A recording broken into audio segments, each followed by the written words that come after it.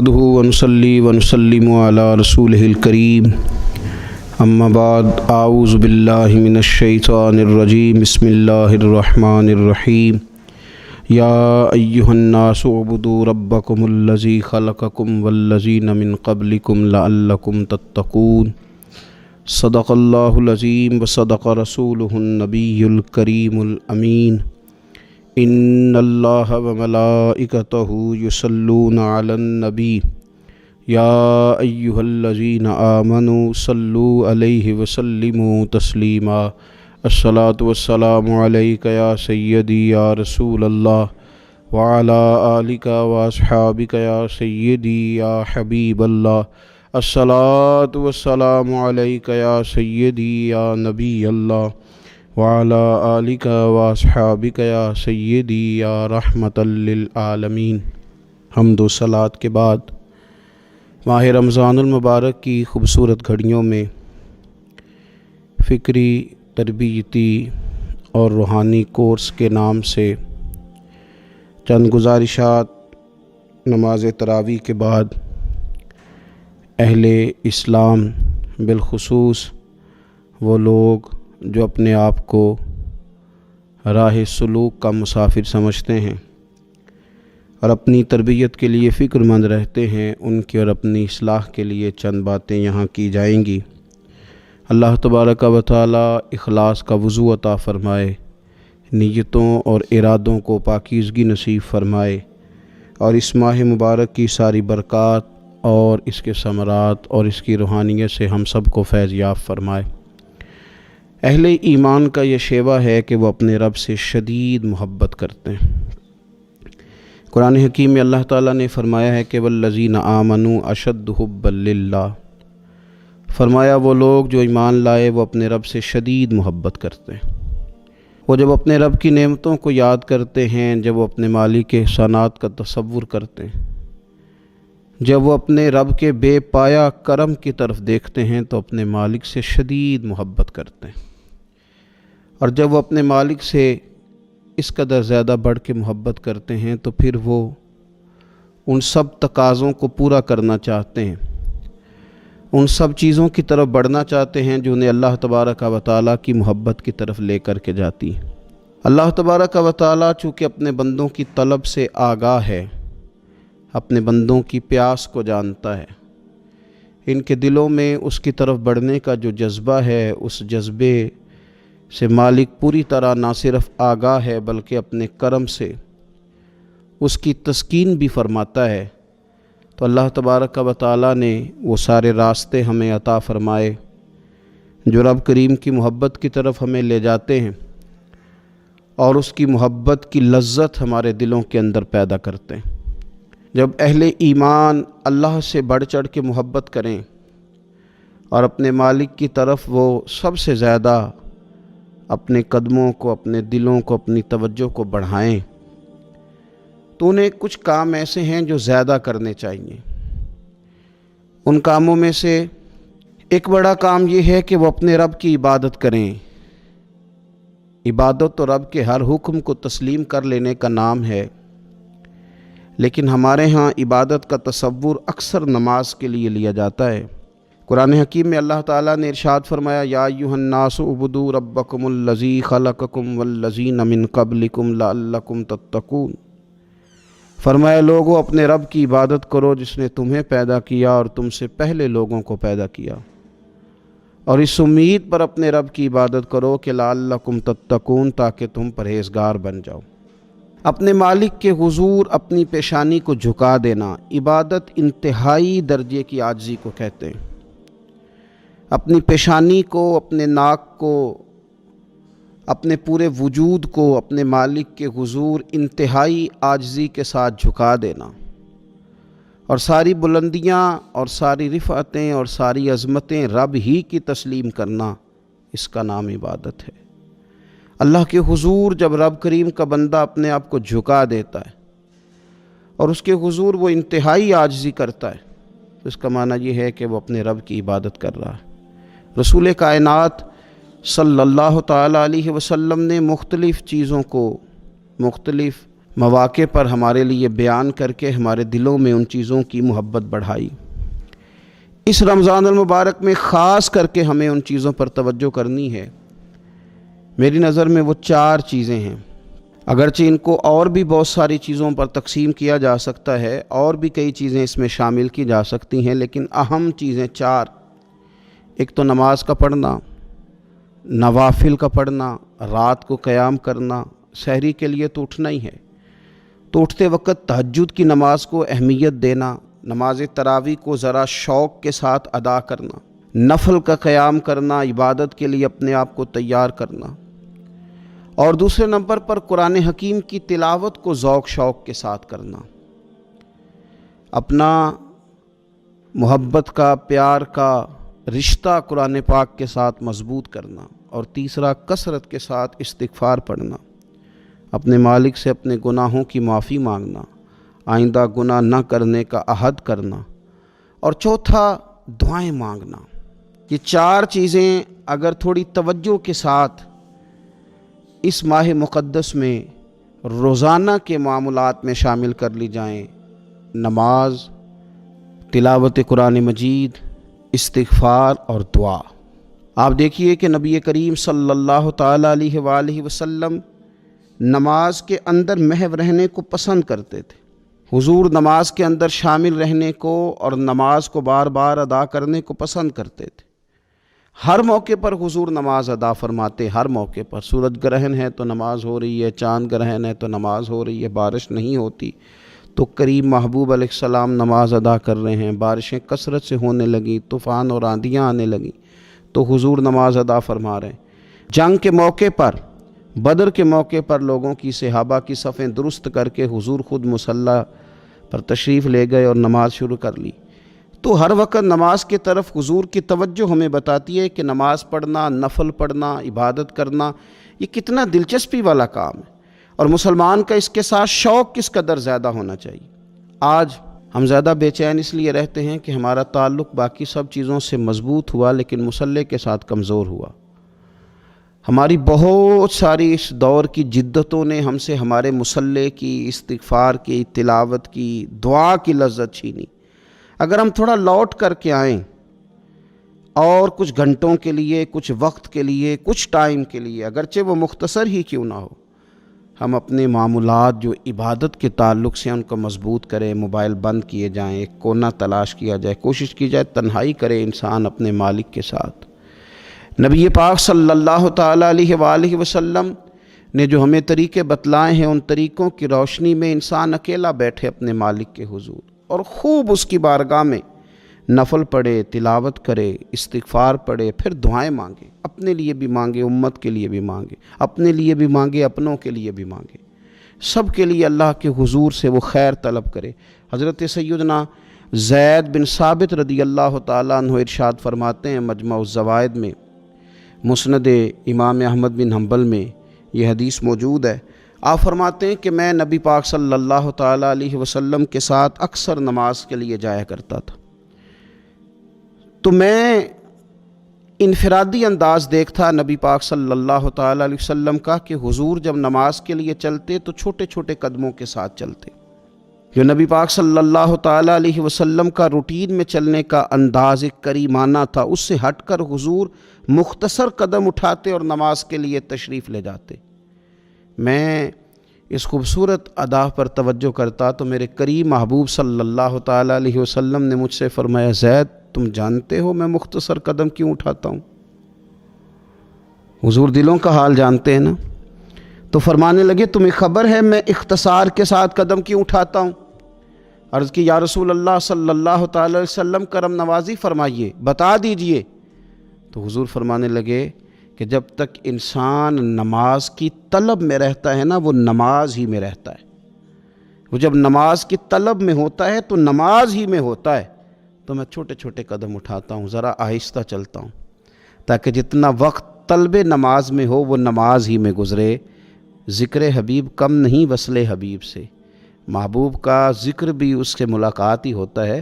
تو یہ جو سفر ہے نا نماز کے لیے جانے کا، میں چاہتا ہوں کہ یہ ذرا لمبا ہو جائے، اس میں ذرا وقت ملے تاکہ مالک کے ساتھ میں جڑا رہوں، میرا تعلق مضبوط رہے۔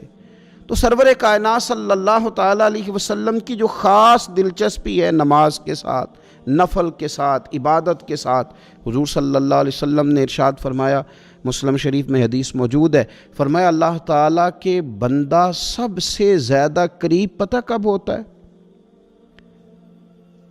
پہلے تو ذرا ان لفظوں کا حسن ملاحظہ کریں کہ بندہ اور رب کے قریب، بندہ اور اپنے مالک کے قریب، وہ بندہ کتنی شان والا ہے، اس کا مقدر آج کتنے عروج پہ ہے جو اپنے رب کے قریب ہو گیا۔ حضور فرمانے لگے غلاموں سنو، بندہ اپنے رب کے سب سے زیادہ قریب سجدے کی حالت میں ہوتا ہے، لہذا فرمایا سجدوں میں کثرت سے دعا کیا کرو، گویا اس سے مانگ لیا کرو سجدوں میں، اب تمہارا قرب ہے، اب تم جب کشکول طلب دراز کرو گے تو وہ تمہیں عطا کرے گا، جب تم نے اپنا سر سجدوں میں رکھا ہو تو پھر اپنی آرزویں لے آؤ ساری، اب رب تمہارے کشکول بھرے گا، تمہیں خیرات ملے گی، تمہاری طلب سے بڑھ کر تمہیں عطا کیا جائے گا۔ تو عبادت کے ساتھ جب آپ کا تعلق ہوتا ہے تو آپ قرب الہی میں ہوتے ہیں، اللہ کے قریب چلے جاتے ہیں۔ شرط یہ ہے کہ تھوڑی دیر بھول جائیں موبائل کو، تھوڑی دیر چھوڑ دیں دنیا داری کے خیالات، تھوڑی دیر وہ ایک دن چھوڑ کے سارا کچھ بھی تو جانا ہے نا اللہ کے حضور۔ تو آج بھی اگر کچھ وقت کے لیے ترک کیا جائے، اسلام میں رہبانیت نہیں، لیکن حضور تہجد کی نماز پڑھتے تھے، حضور اعتکاف کرتے تھے، غار حرا میں وقت گزارا نبی پاک علیہ السلام۔ کچھ وقت تو ایسا ہو جو انسان اپنے رب کے ساتھ گزارے، اللہ کے ساتھ اپنے تعلق کو وہ مضبوط کرے۔ دیکھیے حضرت سیدنا یوسف بن عبداللہ بن سلام رضی اللہ تعالیٰ عنہ، یہ حضرت عبداللہ بن سلام رضی اللہ تعالیٰ عنہ معروف صحابی رسول صلی اللہ تعالیٰ علیہ وسلم کے صاحبزادے ہیں۔ یہ حضرت ابو درداء رضی اللہ تعالیٰ عنہ سے ملنے کے لیے تشریف لے گئے۔ فرماتے ہیں کہ جب میں ان سے ملنے کے لیے گیا تو وہ شدید علیل تھے، حضرت سیدنا ابو درداء رضی اللہ تعالیٰ عنہ بڑے جلیل القدر صحابی ہیں اور بڑے صاحب الرائے آدمی ہیں۔ حضرت عمر فاروق رضی اللہ تعالیٰ عنہ اکثر ان سے مشورہ لیا کرتے تھے۔ فرماتے ہیں میں جب ان سے ملنے کے لیے گیا تو وہ سخت بیمار تھے اور اسی بیماری میں ان کا وصال ہوا۔ میں ان سے ملنے گیا تو وہ مجھ سے کہنے لگے کہ بھتیجے، حضرت عبداللہ ابن سلام کے بیٹے ہیں نا یوسف بن عبداللہ، تو وہ چونکہ ان کا دوستانہ تھا، کہنے لگے بھتیجے تم اس شہر میں کس طرح آئے؟ تو جناب یوسف بن عبداللہ کہتے ہیں میں نے عرض کی کہ آپ کا میرے والد کے ساتھ جو تعلق تھا، جو دوستانہ تھا، اس تعلق نے مجھے مجبور کیا کہ میں آپ کی تیمارداری کروں۔ تو فرماتے میں تو تیمارداری کرنے گیا تھا، ان کا حال پوچھنا تھا، لیکن یہ لوگ جو حضور کے دین کی تبلیغ کے لیے جذبات رکھتے تھے اور ایک دوسرے کو اللہ کی جانب متوجہ کرنے کا جو جذبہ رکھتے تھے، وہ بڑا انوکھا ہے۔ ایک شخص تیمارداری کرنے گیا ہے تو حضرت سیدنا ابو درداء رضی اللہ تعالیٰ عنہ فرمانے لگے بھتیجے میں اس وقت اس کیفیت میں ہوں کہ جھوٹ بولنا بہت برا ہے، یعنی جھوٹ بول ہی نہیں سکتا کہ اس بیماری میں ہوں کہ جس میں مجھے لگتا ہے کہ میں دنیا سے چلا جاؤں گا۔ فرمانے لگے اللہ کی قسم میں نے خود رسول پاک صلی اللہ علیہ وسلم سے سنا ہے کہ جو شخص اچھے طریقے سے وضو کرے، وہ تیمارداری کرنے آئے اور یہ ان کو نماز کی طرف، عبادت کی طرف مائل کر رہے ہیں۔ فرماتے میں نے خود حضور صلی اللہ علیہ وسلم سے سنا ہے کہ جو شخص اچھے طریقے سے وضو کرے پھر 2 رکعتیں نماز پڑھ لے یا 4 رکعتیں نماز پڑھ لے، اخلاص کے ساتھ پڑھے، اچھا وضو کرے، 2 رکعتیں پڑھ لے یا 4 پڑھ لے، یعنی 2 نفل ادا کرے یا 4 کر لے، اور پھر وہ خلوص کے ساتھ اپنے رب سے مغفرت طلب کرے تو اللہ اس بندے کی بخشش فرما دے گا۔ یہ میں نے سنا ہے حضور سے، یہ میں نے خود سنا ہے۔ مرض وصال میں سیدنا ابو درداء رضی اللہ تعالیٰ عنہ اس کو بیان کرتے ہیں۔ تو رمضان المبارک کے اندر ہمیں موقع ملتا ہے نماز پڑھنے کا، نماز تراویح کا، رات کے قیام کا موقع میسر آتا ہے۔ ایک تو عشاء کے بعد موقع ملا تراویح پڑھنے کے، ایک یہ کہ ہم کو سحری میں اٹھنا ہے، اور تہجد کی وہ خاص فضیلتیں جو عام دنوں میں کئی دفعہ مشکل ہوتی ہیں وہ اٹھنا تو ہے۔ اگر تھوڑا سا 10 منٹ پہلے اٹھا جائے، وضو کیا جائے، اچھے طریقے سے کچھ نوافل ادا کر لیے جائیں، پھر سحری کے معاملات میں مشغول ہوا جائے۔ نبی پاک صلی اللہ تعالیٰ علیہ وآلہ وسلم ارشاد فرماتے ہیں، یہ ترمذی شریف کی حدیث ہے، حضور علیہ الصلوۃ والسلام نے ارشاد فرمایا کہ رات کا قیام اپنے اوپر لازم کر لو، اگرچہ یہ لازم کرنا یہ استحبابی حکم ہے، حضور صلی اللہ تعالی علیہ وسلم نے اسے فرض قرار نہیں دیا، لیکن حضور شوق دلاتے ہیں۔ فرمایا رات کا قیام، رات کا قیام، ساون کی کالی راتوں میں جب بوندا باندی ہوتی ہے، وہ راتوں کو اٹھ اٹھ روتے ہیں جب خلقت ساری سوتی ہے۔ اور حضرت میاں صاحب رحمۃ اللہ علیہ نے فرمایا تھا کہ رات پوے تے بے دردانو نیند پیاری آوے، تے درد مندانو یاد سجن دی ستیاں وی آن جگاوے۔ فرمایا رات کا قیام، حضور سید عالم صلی اللہ تعالی علیہ وسلم فرماتے ہیں رات کا قیام اپنے اوپر لازم کر لو، اس لیے کہ یہ رات کا قیام تم سے پہلے نیک لوگوں کا طریقہ ہے، اور یہ تمہارے لیے قرب خداوندی کا باعث ہے، یہ تمہیں اللہ کے قریب کر دے گا۔ اور حضور صلی اللہ تعالی علیہ وسلم فرمانے لگے یہ رات کا قیام تمہاری برائیوں کو مٹا دے گا اور یہ تمہیں گناہوں سے روک لے گا، گویا رب کریم تمہیں معافی عطا فرمائے گا، یہ تمہارے لیے بخشش کا ذریعہ بن جائے گا۔ یہ برائیوں کو مٹانے والا ہے رات کا قیام، یہ گناہوں سے روکنے والا ہے رات کا قیام۔ تو نماز کی طرف خاص توجہ کریں۔ اسی طرح کا معاملہ تھوڑا سا ہمیں ذوق کے ساتھ قرآن پاک کی تلاوت کے ساتھ اپنے آپ کو وابستہ کرنا چاہیے۔ بہقی شریف میں حدیث ہے، نبی پاک صلی اللہ تعالی علیہ وسلم نے فرمایا میری امت کی سب سے افضل عبادت تلاوت قرآن ہے، سب سے افضل عبادت تلاوت قرآن۔ اور حضور صلی اللہ تعالی علیہ وسلم فرماتے ہیں قیامت کے دن قرآن پڑھنے والے سے کہا جائے گا تو پڑھ، تو جتنی آیتیں پڑھتا جائے گا رب تیرے اتنے درجے بلند کرتا جائے گا۔ تلاوت قرآن کے ساتھ خاص ذوق، رمضان شریف کے اندر گھروں کے اندر اگر قرآن پاک کی تلاوت کی جائے، ہم دیکھتے تھے جب دیہاتوں میں ہوتے تھے تو گھر کے اندر بڑا ذوق ہوتا تھا قرآن پاک کی تلاوت کا۔ بہن بھائی ایک دوسرے سے پوچھتے تھے تیرا کون سا سپارہ ہے، تو وہ کہتے تھے میں کیوں بتاؤں، تو بتا تیرا کون سا ہے۔ کیوں؟ اس لیے کہ ایک شوق ہوتا تھا کہ ایک دوسرے سے آگے بڑھنا۔ تو نبی پاک صلی اللہ تعالی علیہ وسلم نے فرمایا دنیا میں قرآن مجید پڑھتا تھا، اس سے قیامت کے دن بھی کہا جائے گا کہ اب تو پڑھنا، تو وہ جتنی آیات پڑھے گا رب اس کے اتنے درجے بلند کرے گا۔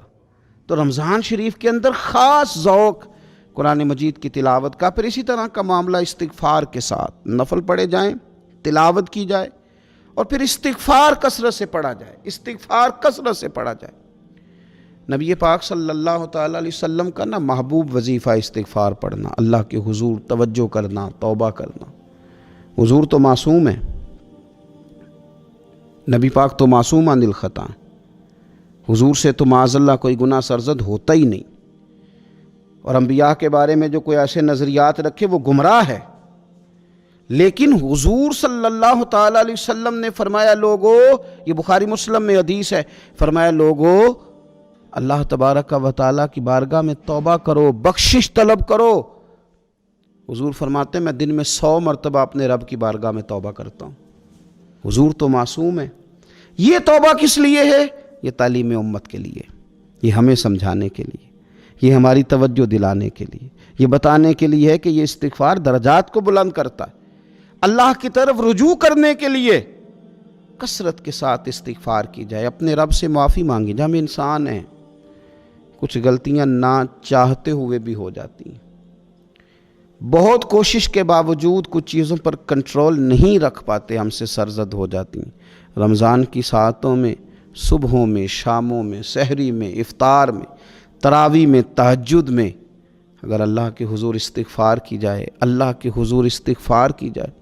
مسند امام احمد بن حنبل میں حدیث ہے، حضور صلی اللہ تعالی علیہ وسلم فرماتے ہیں، اور یہ حدیث اتنی زیادہ انسان کو خوشی دیتی ہے اور رب کی رحمت کو بندے کے اتنا قریب کر دیتی ہے، اتنا اللہ کے قریب کر دیتی ہے کہ انسان جھوم اٹھتا ہے۔ کبھی اس حدیث کے جملوں پر غور کریں، نبی پاک صلی اللہ تعالی علیہ وآلہ وسلم کس طرح رب کی رحمت ہمارے سامنے بیان کرتے ہیں، اور جب حضور اپنی زبان نور سے بیان کرتے ہیں پھر تو یوں لگتا ہے کہ روح کی گہرائیوں تک بات چلی گئی۔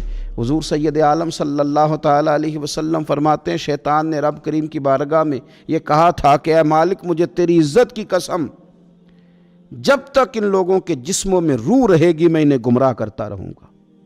جب اللہ نے اسے کہا نا کہ تو نکل جا، تو مردود ہے، تو اس نے کہا مجھے تیری عزت کی قسم، جب تک ان کے جسموں میں روح باقی ہے میں انہیں گمراہ کرتا رہوں گا۔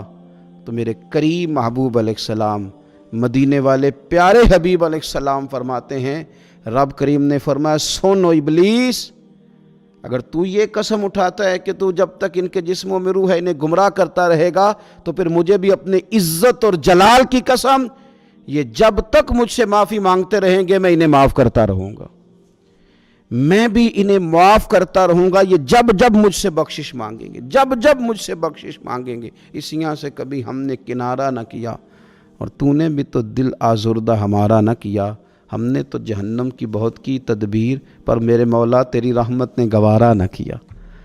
تو کثرت کے ساتھ استغفار رمضان میں کیا جائے، اللہ کے حضور معافیاں مانگی جائیں، اور میں تو کہتا ہوں اپنے لیے بھی مانگی جائیں، دوسروں کے لیے بھی مانگی جائیں۔ استغفار سے وہ مان جاتا ہے۔ اور پھر سب سے زیادہ جس چیز پر توجہ دینے کی ضرورت ہے وہ ہے عبادت کا مغز، یعنی دعا۔ میں اکثر کہتا رہتا ہوں کہ ہمارے ڈاکٹر ہمیں یہ کہتے ہیں کہ تمہارے دلوں میں کچھ دکھ ہیں وہ کہہ دو تو تمہاری بیماریاں ہلکی ہو جائیں گی، دل کے بوجھ اتار دو، تم کہہ دو کسی سے اپنے غم تاکہ تمہارے دل ہلکے ہو جائیں۔ اب کچھ غم بڑے ذاتی قسم کے ہیں، بندہ کسی سے کہہ ہی نہیں سکتا، بڑی نجی قسم کے کچھ دکھ ہیں، کسی سے کیسے بیان کرے؟ تو ہمارے دین نے ہمیں دعا سکھائی۔ معنی کیا ہے؟ جو کسی سے نہیں کہہ سکتے وہ رب رسول سے کہہ دو تاکہ تمہارا دل بھی ہلکا ہو، تمہاری عزت بھی محفوظ رہے۔